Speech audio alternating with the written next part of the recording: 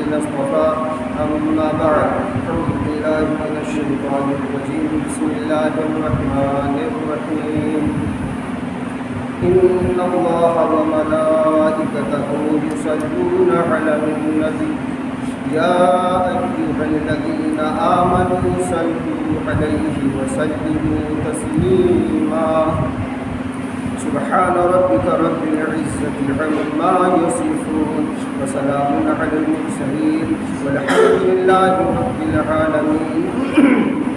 درود پاک ہم سب عبادت کی نیت سے پڑھیں. اللهم صل على محمد وعدته بعدد كل عدد.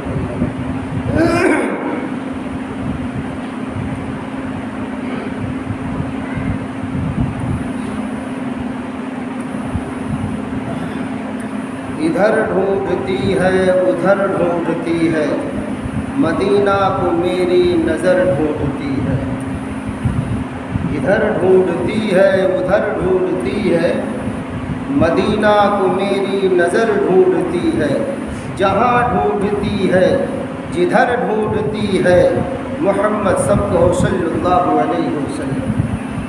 جہاں ڈھونڈتی ہے جدھر ڈھونڈتی ہے محمد کو میری نظر ڈھونڈتی ہے. یہاں محمد صلی اللہ علیہ وسلم کو ڈھونڈنے سے مراد یہ ہے سنت، آپ کا طریقہ. وہ ڈھونڈتا ہے انسان. جب آپ کے طریقے پر عمل کرتا ہے تو آپ صلی اللہ علیہ وسلم کی قربت اور محبت بڑھتی ہے. جب آپ کی محبت بڑھتی ہے ظاہر سی بات ہے پھر اللہ کی محبت بڑھتی ہے. تو اسی کو کہا جہاں ڈھونڈتی ہے جدھر ڈھونڈتی ہے محمد کو میری نظر ڈھونڈتی ہے صلی اللہ علیہ وسلم. نظر جس صحیفے پہ پڑتی ہے میری مدینہ کی اس میں خبر ڈھونڈتی ہے. میری چشم پرشوق کو کیا ہوا ہے مدینہ کی شام و سحر ڈھونڈتی ہے. رسول خدا آمینہ کا دلارا صلی اللہ علیہ وسلم.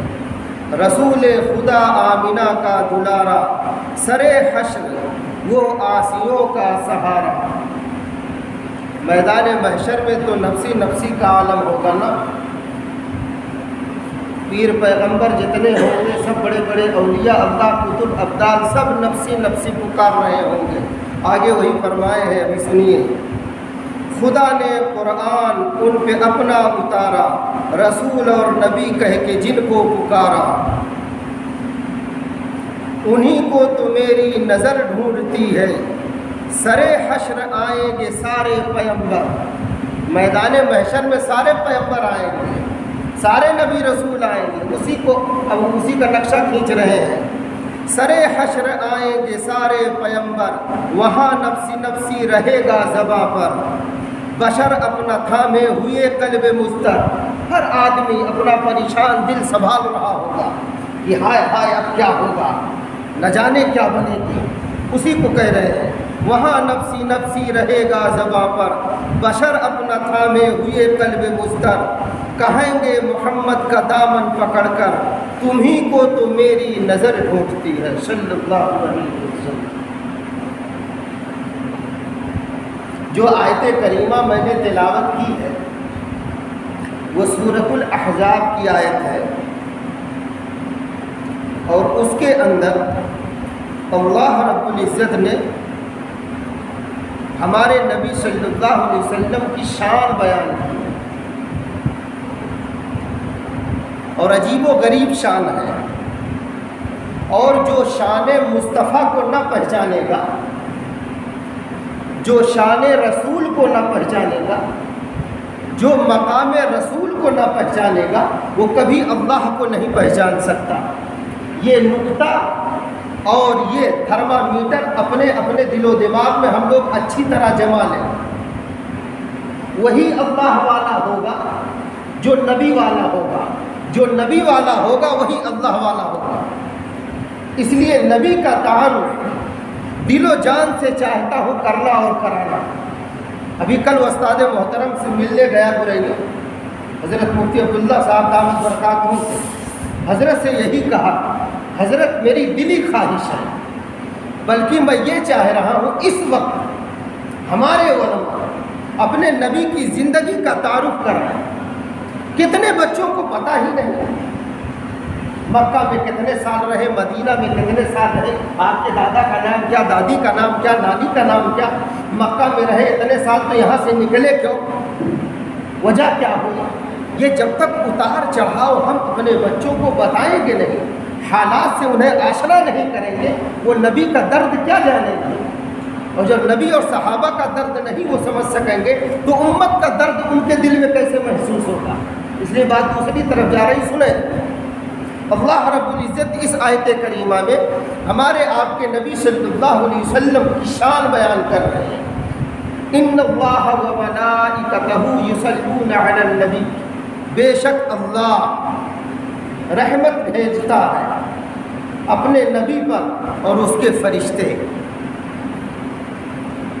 اس کے بعد خصوصیت سے ہم سے اور آپ سے درخواست کی جا رہی ہے، یا ایھا الذین آمنوا، اے ایمان والو، اے اللہ اور نبی پر بھروسہ کرنے والو، اے جنت دوزخ پر یقین رکھنے والو، اے میدان محشر پر یقین رکھنے والو، سنو سنو، تم بھی آپ صلی اللہ علیہ وسلم پر درود بھیجو.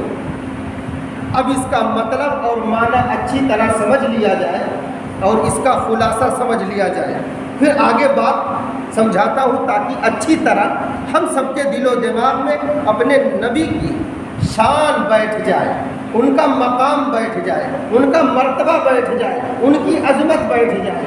جس دل میں نبی کی عظمت بیٹھ جاتی ہے گویا کہ اس کے دل میں اسلام کی حقانیت آ جاتی ہے، پھر اس کا دل کھل جاتا ہے، اور دل ہی نہیں سینہ کھل جاتا ہے جس کو شرح صدر کہتے ہیں. پھر اسلامی تعلیمات پر عمل کرنے کے لیے اس کے لیے مشکل نہیں ہوتی. اب سن لیں اور بہت دھیان سے سنیں گے.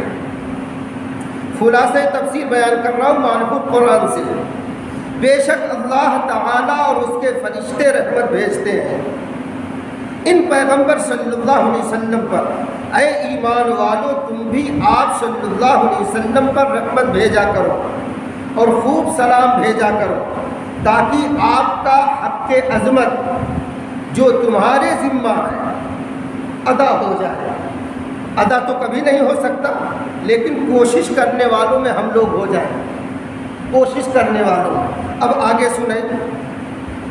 عربی زبان میں صلاح کئی معنی میں استعمال ہوتا ہے، جیسے رحمت، دعا، مدح و ثنا.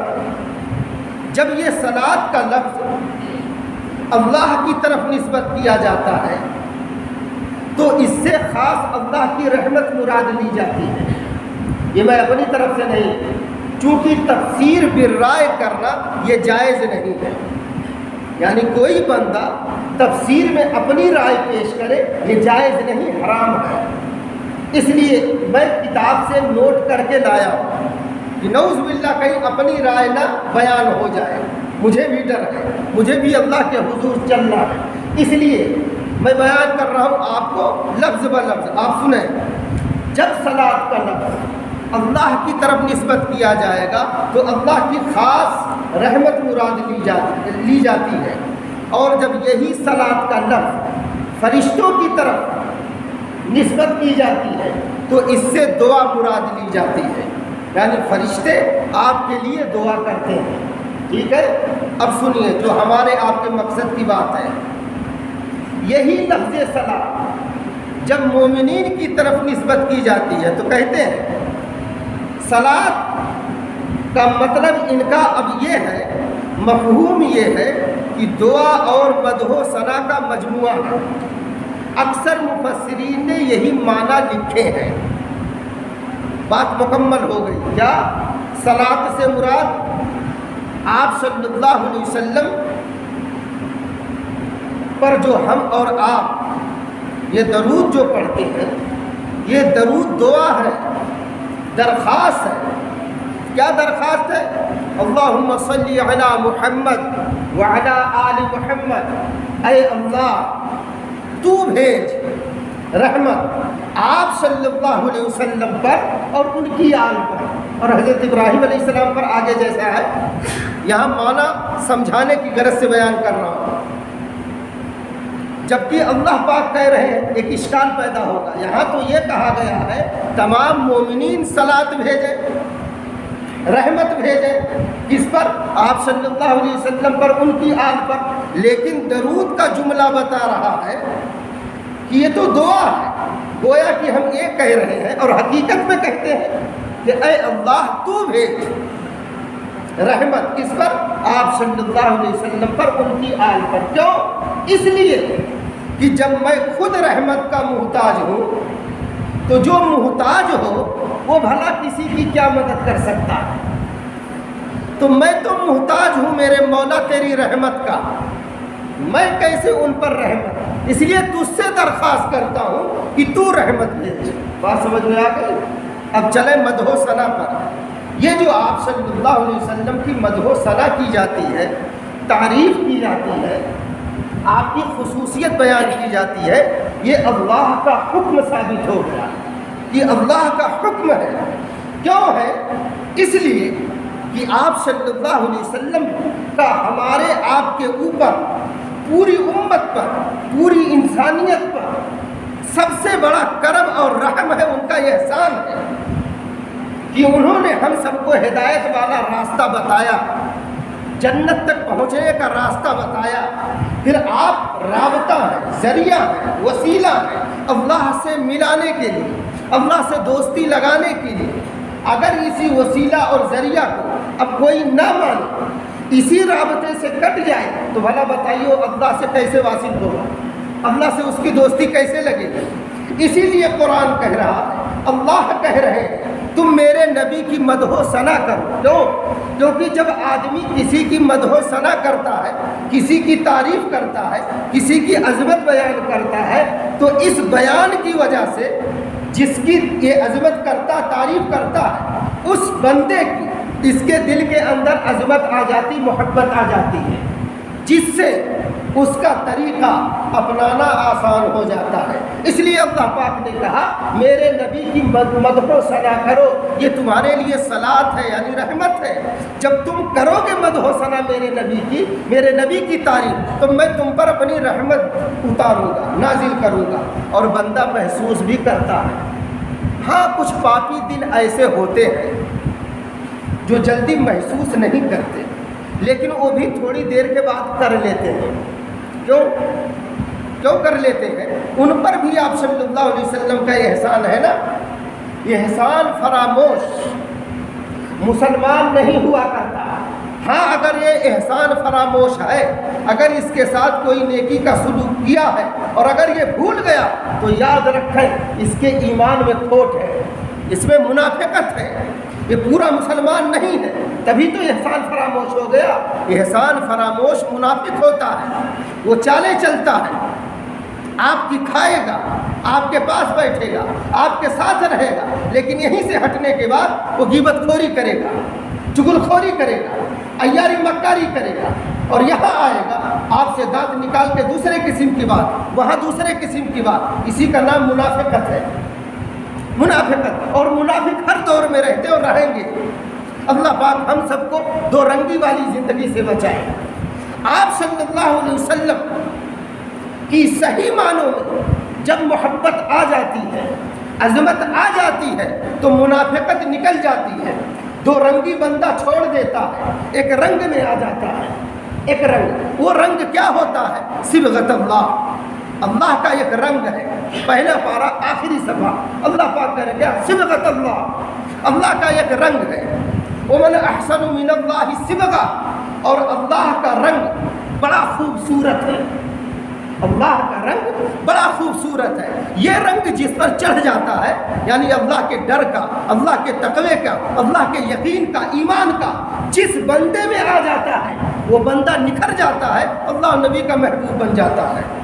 بات تو سمجھ میں آ گئی نا؟ یہی صحابہ کرام سمجھ لیے تھے، اس لیے ان کے دلوں میں عظمت نبی کوٹ کوٹ کر بھری تھی۔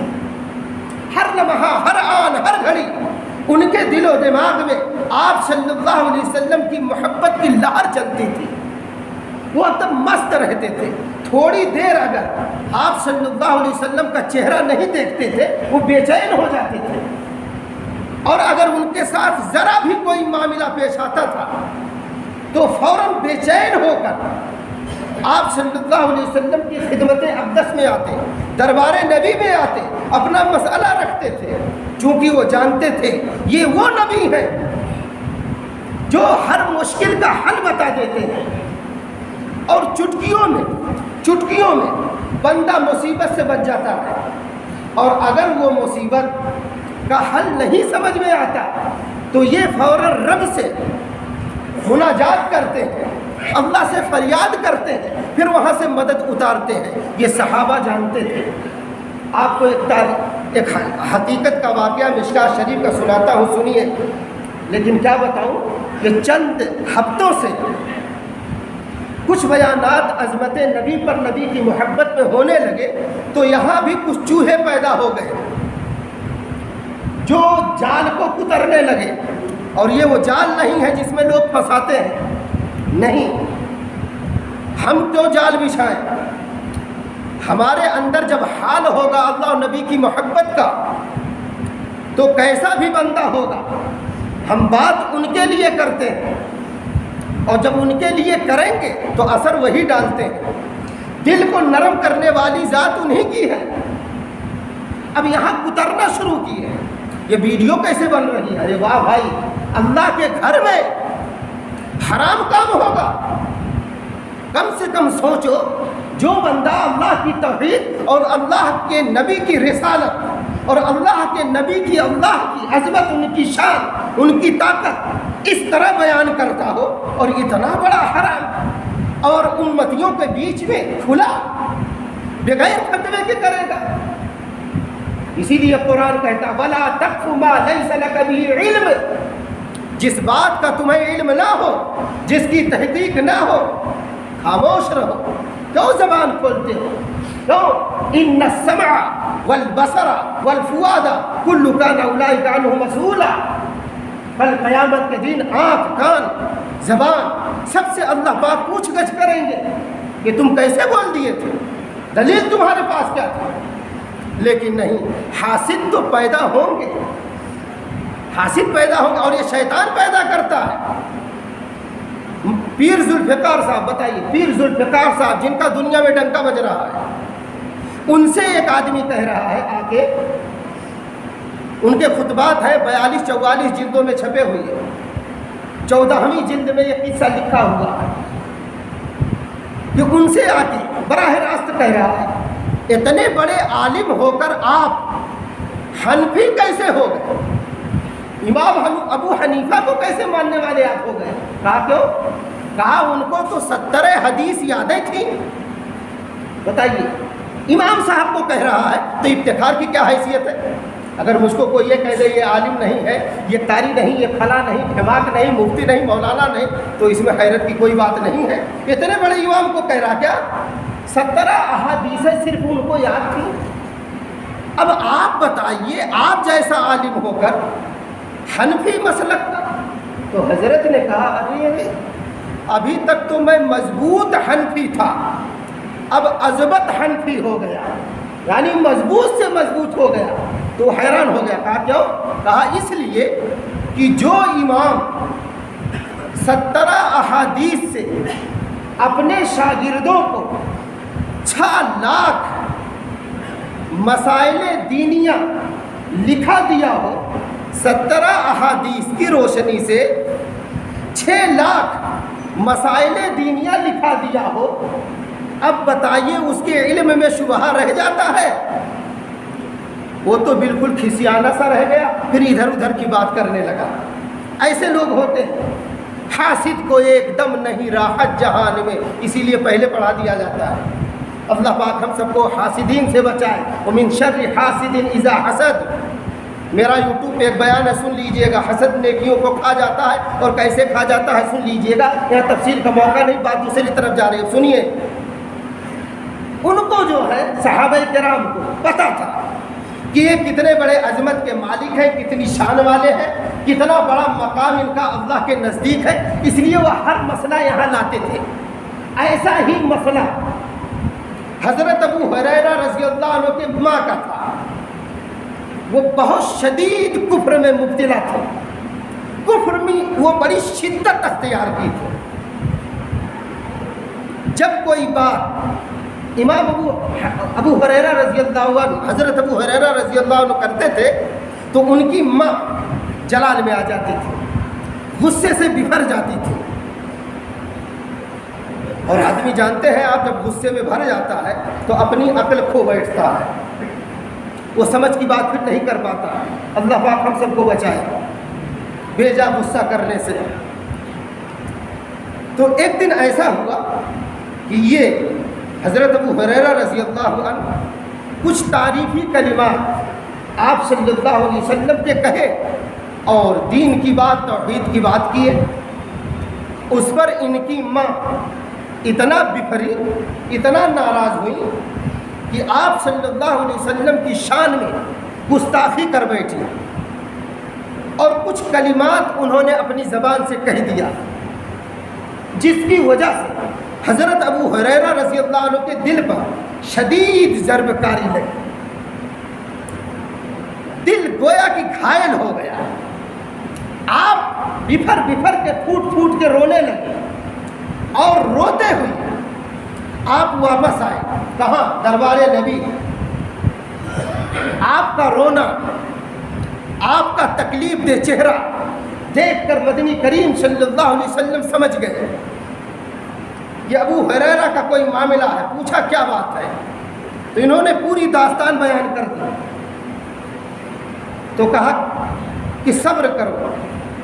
کہا میرے آقا میری ایک درخواست ہے. کہا کیا؟ تو کہا کہ میرے ماں کے حق میں آپ دعا فرما دیں. کہیے سبحان اللہ. یہ لوگ یہ چاہتے تھے چونکہ انہیں ہدایت کی قیمت پتہ تھی، اللہ اور نبی سے محبت کا جو سکون اور اللہ اور نبی سے محبت کرنے پر جو اللہ کی طرف سے دل و دماغ کے اندر سرور ڈالا جاتا تھا اور آدمی مچلنے لگتا تھا، جذب و کیفیت کی مستی جب ملتی تھی، انہیں خوب پتہ تھا. اس لیے یہ درخواست کی ہے کہ میرے ماں کے حق میں بھی دعا فرما دے. تو آپ نے فوراً ہاتھ اٹھائے، اللہم اہدی امہ ابی ہریرہ رضی اللہ عنہ. اے اللہ ابو ہریرہ کے ماں کو تو ہدایت دے دے. حضرت ابو ہریرہ رضی اللہ عنہ کہتے ہیں فرجعت، کہا کہ میں وہاں سے بھاگا فوراً. وہاں سے جب یہ بھاگے تو گھر کی طرف اور کہہ رہے ہیں میں یہ سوچ میں پڑ گیا کہ دیکھتا ہوں میرے نبی کی دعا پہلے پہنچتی ہے یا میں پہلے گھر پہنچتا ہوں. تو جب گھر یہ پہنچے تو دروازہ بند تھا. انہوں نے دستک دی، دروازہ کھلا نہیں. آہٹ سے محسوس ہوا کہ لگتا ہے امی جان غسل فرما رہی ہیں.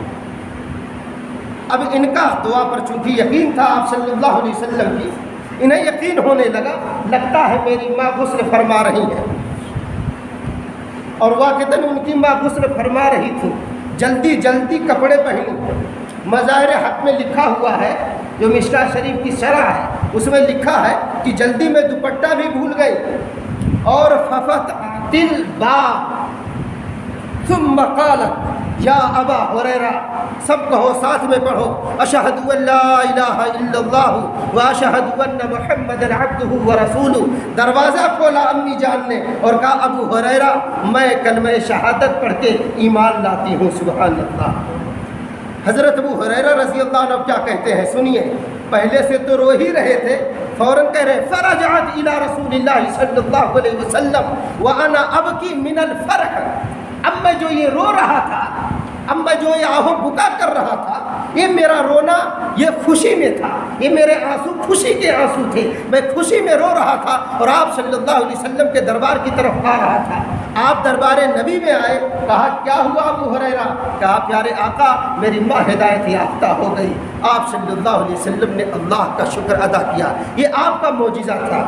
بتا یہ رہا تھا کہ عظمت، ان کی قدر، ان کی شان، ان کا مقام صحابہ کرام کے دل و دماغ میں بیٹھا ہوا تھا. یہی ہمارے دل و دماغ سے نکلا ہے، اس لیے ترقی رکی ہوئی ہے، کامیابی ہمارا مقدر نہیں ہے۔